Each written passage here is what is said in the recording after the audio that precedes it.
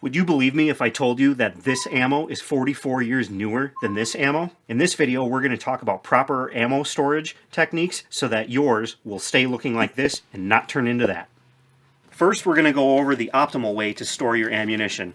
This works whether you like to store it loose, in boxes, or loaded magazines. The first thing you want to do when storing your ammunition is find a proper can. So there are two main sizes of cans. 50 caliber can, which is what I prefer. They're nice and big. You can reach down into them easily. Second most popular size is the 30 caliber can. These are a little bit narrower. They don't hold quite as much, but some people like those. Make sure that they're US made, because if you go to like your big box stores and you see their ammo cans, a lot of them are made in China, and they'll work until all of a sudden they just don't work. The next thing you want to get is nice reusable clay desiccant packs. I like these Unit Pack by Desiccare Inc. because every couple of years I can pull them out. I put them on a baking sheet in the oven at 200 degrees for 2 to 3 hours, and it dries them out and you can just keep using them indefinitely. The most important part when you pick out your ammo cans is making sure that it has this rubber seal. One thing to keep in mind with the rubber gasket is it's really good at keeping moisture out, but if there's moisture in the can, it's also really good at keeping it in. So when I get some ammo home and I'm ready to store it, first thing I do is I put it in the can however I want it, loose, boxes, magazines, doesn't really matter. But I get it all set up and I leave the lid open and I put it in front of my dehumidifier for a couple of days first, because if this came from a moist environment and I put it right in there and I seal it in, all that moisture is going to be trapped in there and it's going to start eating away at the ammunition. Once everything is dry, I always keep my storage area at about 40% relative humidity. I take at least one of these packets and I throw it in. Now these dry out a certain volume of air, so if the ammo can is almost all the way full, I use one packet. If it's halfway full like this one or less, I throw two in there. Make sure you don't overload the cans because the sides can bulge and it can interfere with the gasket's ability to seal.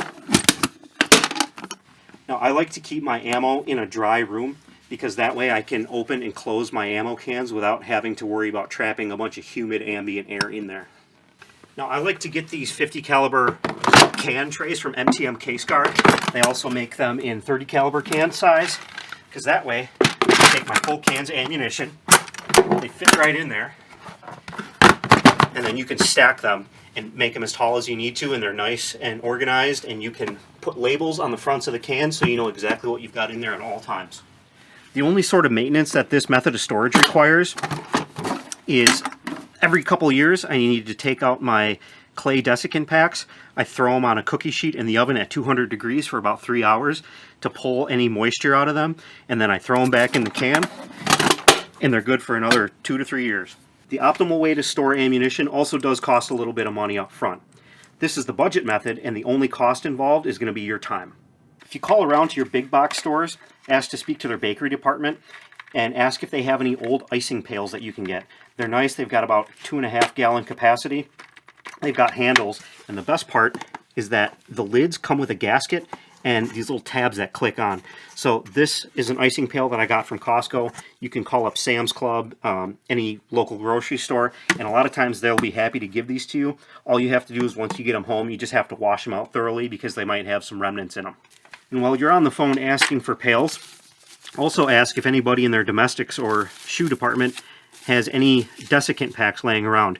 These come in boxes of clothing, shoes, you name it, and most of the time they just get thrown out by the employees. So a lot of times they'll let you take these for free. Now, unlike the clay packets, these are not reusable, but when you get them for free, it's not really a big deal. So once you got your clean icing pail, put your ammo in it, put it in front of the dehumidifier for a couple days, just like you would with your 50 cal can. Now, desiccant packs, of course, they dry based on air volume in the container.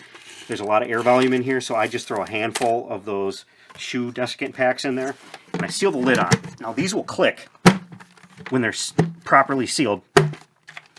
And then I just took a marker and I put what's in there. There we go. As far as storage with these buckets, they lock together so you can stack them vertically. Just make sure that your heavier ones are on bottom so you don't end up with a top heavy stack that'll tip over. For the travel method, if you don't want to haul a huge 50 cal can with you and you're going to be hunting or camping, all I do is I get any sort of reusable food container. This is Snapware. You just need to make sure that it has a rubber gasket. Put your ammo in there, throw your desiccant pack in, lock the lid on, and you've got a nice little portable, watertight ammunition storage container. We deal with a lot of rare, old, and collector's ammunition here, and the one thing that causes ammo to degrade the most is not its age, it's the conditions in which it was stored. These tracers were made in 1988, and this AP 30-06 was made in 1944. So if you want your ammunition to stay pristine, store it the way we showed you, and you'll be all good. If you like this video, be sure to check out our video on how to link and delink belted ammunition by hand.